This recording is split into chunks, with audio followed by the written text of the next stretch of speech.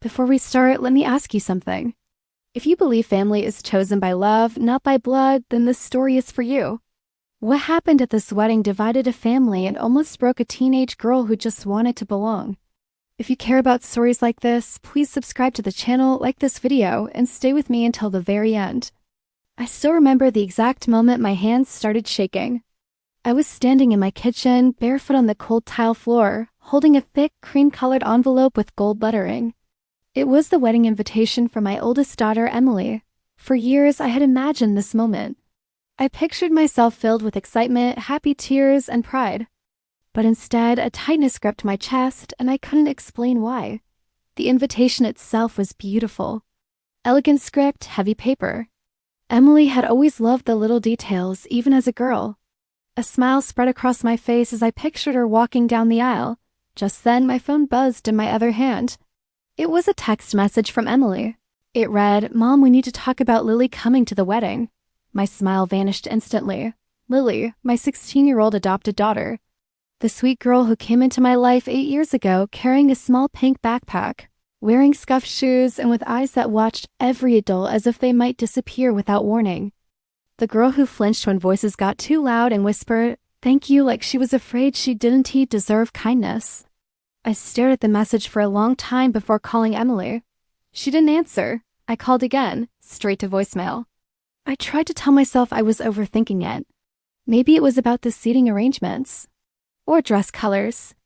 Or maybe she wanted Lily to be a flower girl. Anything but what I was really thinking. When Emily finally called back, her voice was different. Careful. Controlled. It sounded like she had practiced what she was about to say.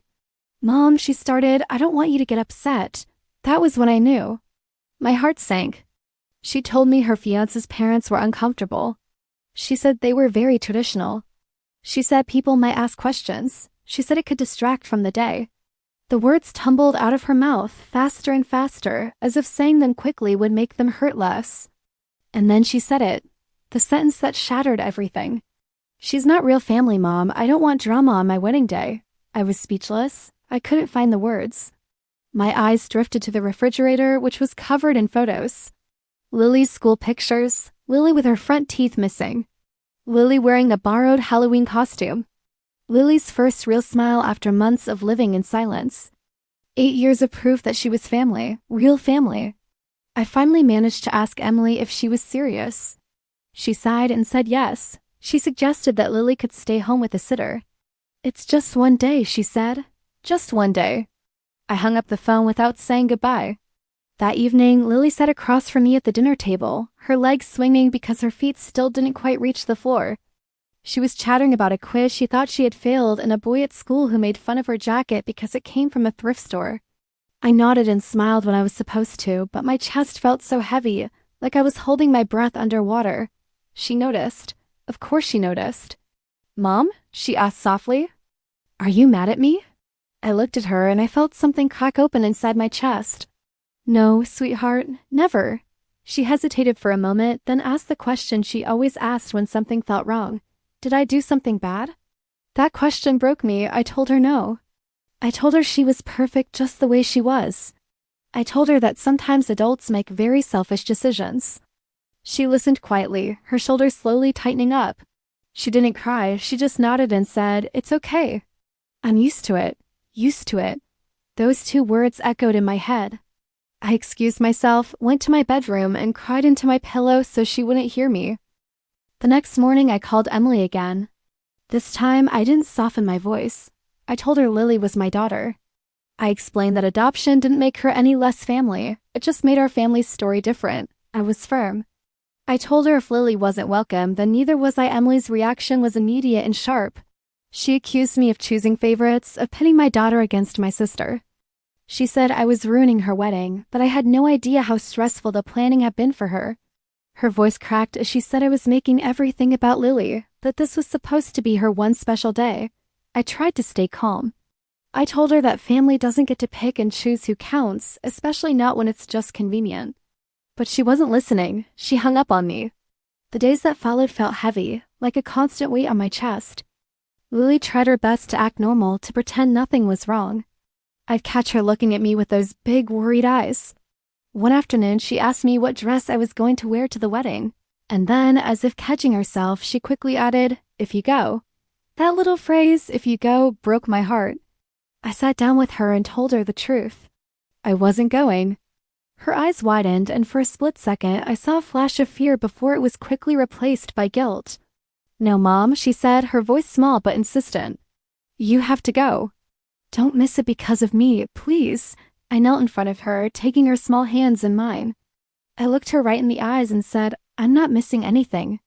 Being with you, right here, is exactly where I'm supposed to be." She looked at me, a mix of relief and disbelief on her face, like she wanted to believe me but was scared to. Then the messages started coming in. It felt like an endless flood of opinions from people who weren't living our reality. Relatives texted me, telling me to be the bigger person, to just go for a little while to show support. Friends called, reminding me that it was Emily's day and I should put my feelings aside for her. Even my own sister, my other sister, suggested I leave Lily with her for a few hours just to keep the peace. "It's just for one afternoon," she'd said. But every single time I imagined walking into that wedding venue without Lily by my side, I felt a cold dread wash over me. It felt like I was abandoning her all over again, just like others had in her past. It felt like I was confirming every single secret fear she'd ever had about being temporary, about not truly belonging. How could I do that to her? Standing up for her wasn't a choice. It was my most important job as her mom. The peace they wanted me to keep would come at the cost of my daughter's sense of security, and that was a price I was absolutely not willing to pay. The night before the wedding, there was a soft knock on my bedroom door. It was Lily. She was holding a single folded piece of paper. She handed it to me without a word. I unfolded it carefully. It was a letter she'd written to her Aunt Emily. Her handwriting was so careful, so deliberate, like she had erased and rewritten each sentence 10 times, trying to get it just right. In the letter, she said she hoped the wedding was beautiful. She said she loved Emily.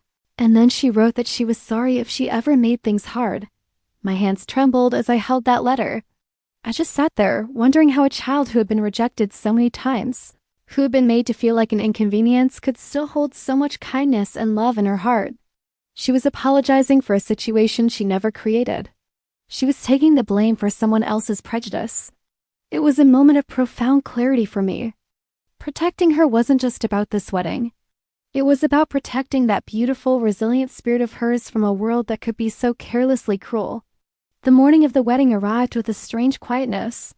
There was no frantic rushing, no last-minute hair appointments or struggles with formal wear. Instead, Lily and I made pancakes together. We watched a movie, cuddled up on the couch. We laughed, but it felt different. There was an undercurrent of sadness to the day, like music playing in a minor key that you can't quite turn off. It was the sound of a family celebration happening somewhere else without us. It was the sound of a choice I had made, a line I had drawn in the sand. And while I knew it was the right choice, it didn't stop the ache of what was being lost. That afternoon, as the wedding ceremony would have been starting, my phone rang. I saw Emily's name on the screen and my stomach dropped. I answered, and her voice was shaking. She sounded breathless, on the verge of tears. She said people were at the reception and they were asking where Lily was. She said her new husband's cousin had just arrived with his adopted son, and suddenly everyone was talking about family and inclusion. She said she felt ashamed. Her voice dropped to a whisper. "Is it too late?" she asked. Can you bring Lily?" I looked over at my daughter on the couch, curled up under a blanket, pretending to watch the movie, but I knew she was listening to every word. Her body was tense. I muted the phone and asked her softly, "Lily, Aunt Emily's asking if we want to come to the party now. How do you feel about that?" She didn't look at me. She just whispered, her voice muffled by the blanket, "I don't want to go where I'm not wanted." And that was it. That was the whole truth of the matter. I unmuted the phone. "No, Emily," I said, my voice steady. "We won't be coming." The line went silent for a long, heavy moment before she hung up. That night, photos from the wedding started to fill up my social media feeds. Emily looked absolutely beautiful in her dress. The venue was stunning. Everyone was smiling. And I felt this strange, painful mix of pride for my sister and a deep, profound heartbreak. I was proud of the woman she was becoming, but I was heartbroken knowing that something precious between us, between our families, had been seriously damaged. Weeks passed and Emily didn't call. I didn't call her either. The silence between us was deafening. Lily, in her own way, tried to pretend that she didn't care. She focused on school and her friends, on her art, but then one night I noticed the hallway light was on. I went to turn it off, but saw her bedroom door was cracked open. She'd started sleeping with the light on again, a habit she hadn't needed in years, not since she first came to live with us and was scared of the dark. And that's when I knew with absolute certainty that this was never just about a wedding invitation. It was about belonging. It was about her fundamental right to feel safe, loved, and unconditionally accepted as a member of her own family. And my fight to protect that for her was far from over. The silence that followed the wedding was louder than any argument we'd had before. Days turned into weeks, and Emily didn't call, not once. At first, I told myself she needed space, that newly married life was busy and overwhelming. But deep down, I knew this was different. This wasn't about schedules or exhaustion. This was about shame, pride, and a wound she didn't yet know how to face. Lily felt it too, even though she pretended she didn't. She stopped asking about Emily altogether, like saying her name might reopen something painful. She threw herself into schoolwork, staying up late at the dining table with her notebooks spread out, headphones on, nodding along to music that sounded far too sad for a 16-year-old. I noticed the small changes. She started flinching again when doors closed too loudly. She began double-checking with me before doing things she used to do freely, asking, "Is it okay if I get a snack? Or do you need me to do anything before I go to my room?" It was like she was afraid of crossing an invisible line, of taking up too much space. She was reverting to the survival tactics she had when she first arrived, scared that one wrong move would make us send her away. One night, I found her sitting on the floor of her closet, reorganizing clothes that were already neatly folded. The stacks were perfect, color-coded, and she was refolding a sweater for the third time. She looked up, startled when she saw me. "I'm just bored," she said quickly, her voice a little too high. But I recognized the behavior. It was the same thing she used to do when she first came to us, back when she believed she had to stay useful to stay wanted. Her logic was simple and heartbreaking. If she was perfectly organized and never a bother, we'd have no reason to regret taking her in. I sat on the floor beside her and gently closed the closet door, cocooning us in the small, quiet space. "Lily," I said softly, "you don't have to earn your place in this family. You're already here. This is your home." She nodded, but she didn't look at me and her shoulders didn't relax. She wasn't convinced. The wound was too fresh. Meanwhile, the rest of the family carried on as if nothing had happened. It was surreal. Wedding photos were framed and posted on social media. The family group chat buzzed with casual conversation, carefully avoiding any mention of Lily or me. It was like we'd been neatly edited out of the happy family portrait. When relatives did reach out, their messages were coded in a polite, neutral tone. They'd ask how I was, how my work was going, but never about Lily, never about the wedding. It was clear they'd all decided what happened was just an unfortunate but necessary situation. I started to realize something painful. People were more comfortable with Lily being hurt than with Emily being confronted. It was easier to accept a teenager's silent pain than to challenge a newlywed's cruel decision. It was easier to pretend Lily was an outsider than to admit one of their own had acted so badly. About a month after the wedding, my phone lit up with a text. It was from Emily. Just one line. "Can we talk?" I stared at my phone for a long time, a storm of emotions swirling inside me. Anger, relief, and a deep protective weariness for Lily. Finally, I typed back a single word. Yes. She came over that evening. When I opened the door, she looked smaller somehow. The confident, radiant bride from a month ago was gone. Her hair wasn't perfectly styled. Her eyes were tired and shadowed. She just stood there on the porch, twisting her new wedding ring around her finger, looking down at her shoes like she wasn't sure she deserved to be let in. Lily was in her room, listening to music. I hadn't told her Emily was coming. I couldn't. I needed to see how this conversation went first to protect Lily from another potential blow. I led Emily to the living room, and she sat on the edge of the couch, her hands clasped so tightly in her lap her knuckles were white. She didn't meet my eyes. She stared at the coffee table, at a spot on the rug, at anything but me. Then she just blurted it out, the words rushing out in a choked whisper. I messed up. I didn't respond right away. I let the silence stretch, filling the space between us. She needed to sit in it. She needed to feel the weight of her own words. After a moment, she started talking, her words tumbling over each other in a rush of guilt. She said she hadn't slept well since the wedding, that every night she'd lie awake replaying that moment on the phone. Hearing her own voice saying Lily wasn't real family. She said hearing it echo in her own head made her feel sick, but the cruelty of her words haunted her. Then she said something I hadn't expected. I think I was scared. I raised an eyebrow, but I stayed quiet, letting her continue. She admitted that she'd felt threatened when Lily first came into our lives. She knew it sounded awful, but suddenly she wasn't the only daughter anymore. For her whole life, she'd been the center of our family's world, and then this quiet, wounded girl appeared, needing so much of our time and attention. She said she'd been jealous of the care Lily needed, even though she knew Lily needed it more than anyone. I never hated her, Emily said quickly, her voice desperate. I didn't know how to share you. Her voice broke on that last word and a tear finally escaped, tracing a path down her cheek. I finally spoke, my voice calm but firm. I wish you'd said something years ago, Em. We could have talked about this. Lily never wanted to replace you. She just wanted a place to belong. A family to call her own. Emily nodded, the tears coming freely now. She reached into her purse and pulled something out. It was Lily's letter. The paper was creased and worn as if it had been unfolded and refolded 100 times. Emily admitted she'd read it the night before the wedding and then again after, and again after that. Each time, the simple, heartfelt words had been like a knife in her gut. She said the letter made her realize how deeply cruel her decision had been, how she had taken Lily's most vulnerable moment and used it against her. I don't expect forgiveness, she whispered, looking at the letter in her hands. Not from her, not from you. But I want to try to fix this. I have to.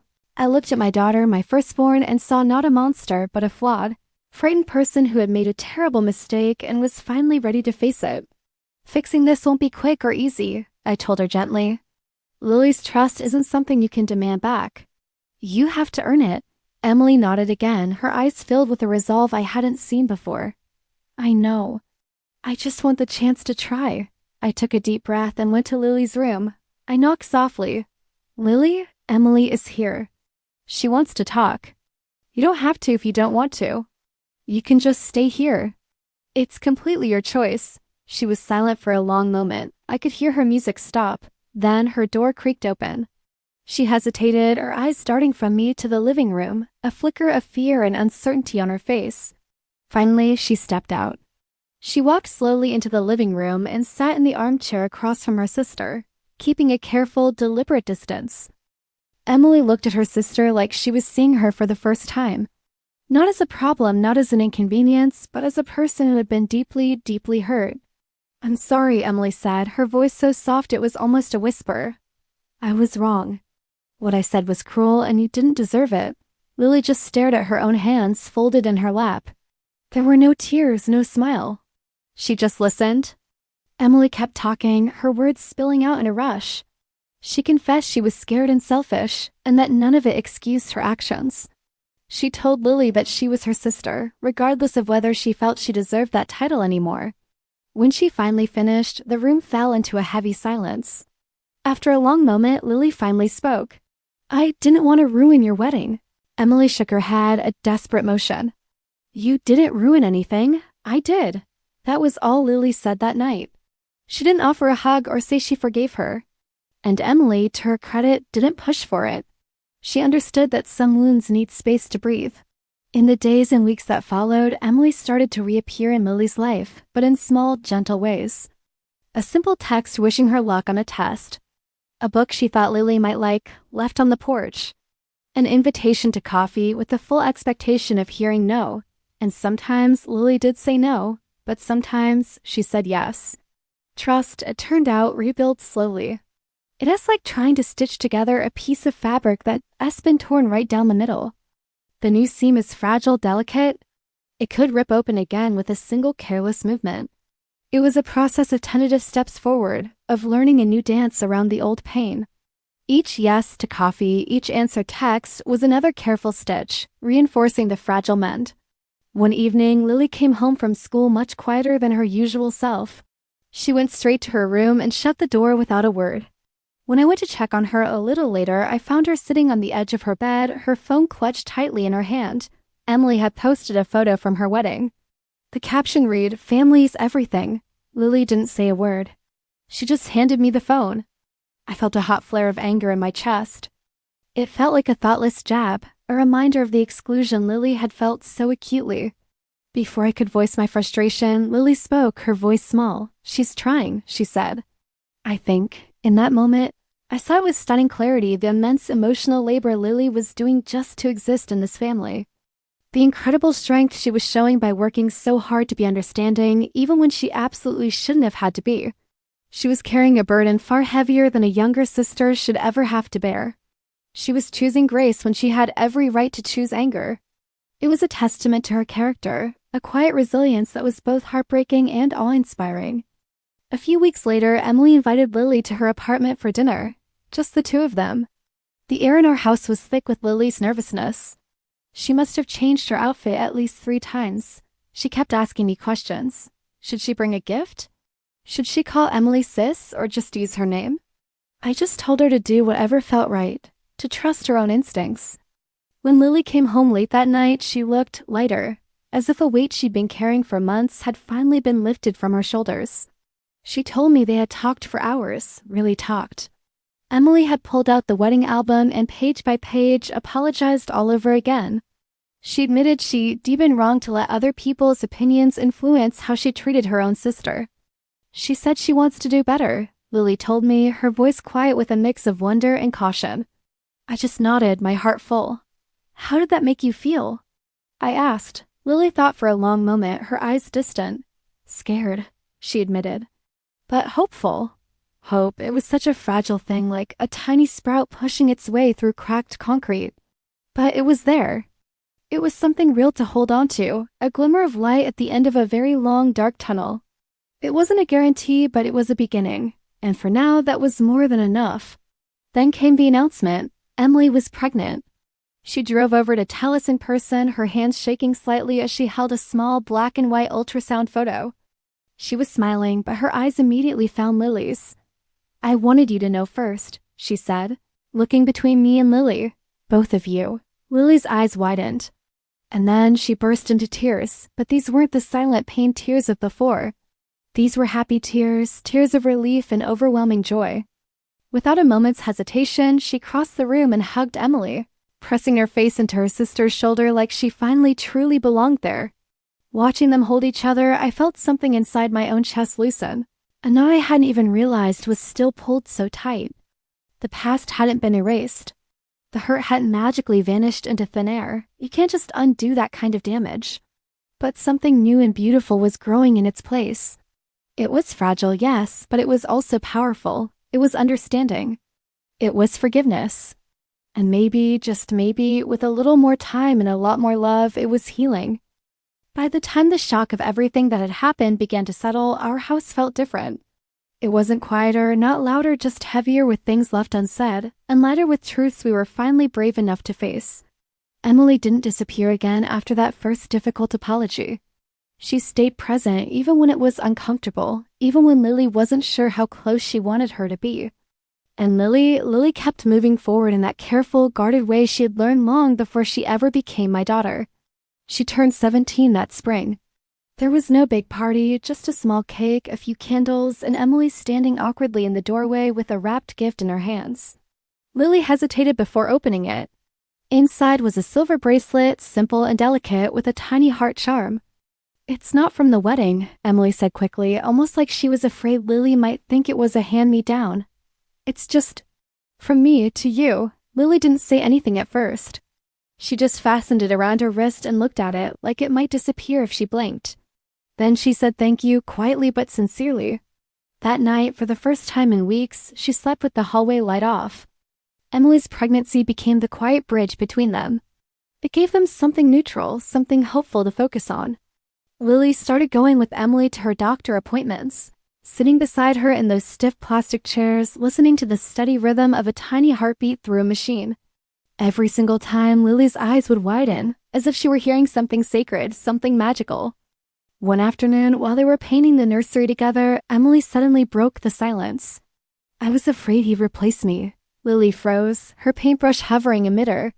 I know it doesn't make sense, Emily continued, her voice shaking a little. But when Mom adopted you, I felt like I was losing my place. I didn't know how to say that without sounding horrible, so I just buried it. And it turned into something ugly. Lily set her brush down slowly. I was afraid too, she admitted, her voice barely a whisper. I thought if I messed up, I'd be sent away. So I tried to be perfect, quiet, easy. They just stood there in the silence, surrounded by half-painted walls and open cans of paint, realizing they'd both been scared of the exact same thing for years. It was a moment that changed everything. From that day on, something softened between them. The tension that had lived in our house for so long began to melt away. Emily started asking Lily for her help choosing baby names.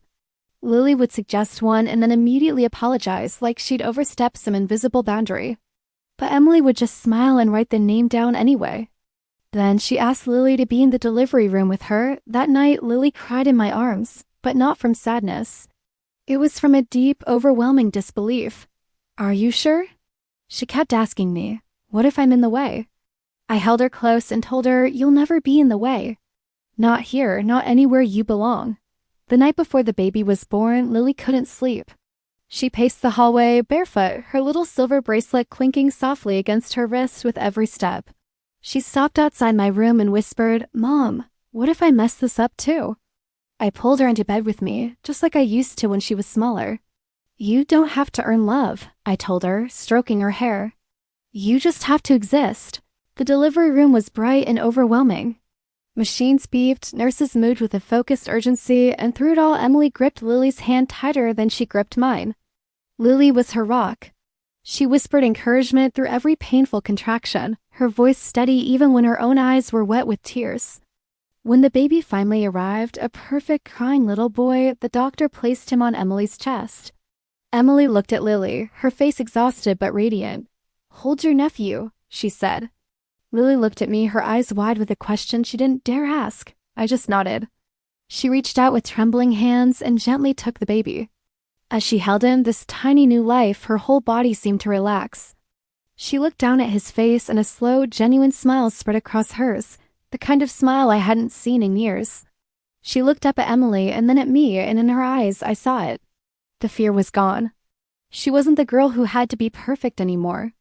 She wasn't the girl who was afraid of being sent away. In that bright, chaotic room, holding her sister's son, she was just Lily, finally, completely and unconditionally home. When the baby finally cried, Lily covered her mouth, sobbing silently. Emily looked at her and smiled. You did great, sis. That one word, sis, it landed like a promise. It was the beginning of something new, something fragile but real. After the baby came home, Lily was there constantly. At first, she was hesitant, almost scared. But she learned. She learned how to hold her tiny niece, how to warm a bottle to the perfect temperature, how to rock her just right until her little eyes fluttered shut. Emily would watch her, and I could see this look on her face, something close to awe. It was as if she was seeing her sister for the first time. One evening, while Lily was in the nursery, humming a soft tune to put the baby to sleep, Emily confessed something to me. She said, I almost missed all of this. I almost missed having a sister, a real one. She looked towards the nursery door. Because I was too busy listening to people who didn't matter. I let their whispers get in my head and poison the best thing I had. It was a quiet admission, but it was everything. Life didn't magically become perfect after that. The scars were still there. There were still awkward silences, moments where the past hung heavy in the air between them. Pain has a way of resurfacing when you least expect it. I remember once at a family gathering, Lily overheard a distant relative refer to her as the adopted one. It was said quietly, but words like that travel. She didn't make a scene. She didn't cry, not there anyway. She just came home and her eyes were filled with a question that broke my heart. She looked at me and asked, Am I really yours? I took her face in my hands, looked right into her eyes and said, In every single way that matters, you are mine. She held my gaze for a long moment and then she nodded, a small, slow nod. It was like she was finally, truly letting herself believe it, not just hearing the words, but feeling them in her bones. Then came the baby's first birthday. The house was filled with balloons and laughter. After we all sang happy birthday, Emily stood up to give a toast. The room quieted down. Her voice shook as she started talking about family, about making huge mistakes, and about the long, hard journey of learning what love actually requires of us. And then she turned to Lily. I once said you weren't real family, she said, her voice cracking. And I have never been more wrong about anything in my entire life. Lily, you are the reason I understand what family really is. It's not about blood. It's about showing up. The room was completely silent. You could have heard a pin drop. Then Lily stood up, walked over to Emily, and just hugged her. That was it. And suddenly, everyone was crying, happy tears. People I hadn't seen cry in years were wiping their eyes. I know I was. It felt like the final piece of a broken thing had just clicked back into place. Later that night, long after the guests had gone home, Lily and I sat on the porch, just watching the fireflies blink on and off in the dark. It was peaceful. After a while, she asked, "Mom, do you think some people are just born into their families and other people have to find theirs?" I smiled, putting my arm around her. I think the ones who have to find theirs end up understanding love on a much deeper level. She leaned her head on my shoulder, a comfortable weight. "I'm glad I found you," she whispered. "Years from now, I know the wedding won't be the story that defines our family. We'll remember the mistake, the immense hurt it caused, and the incredible courage it took for everyone to face it head on. We'll remember that family isn't proven by a shared last name, a blood test, or an invitation to a party. It's proven by who stays when it would be so much easier to walk away. And Lily? She stayed. And so did we."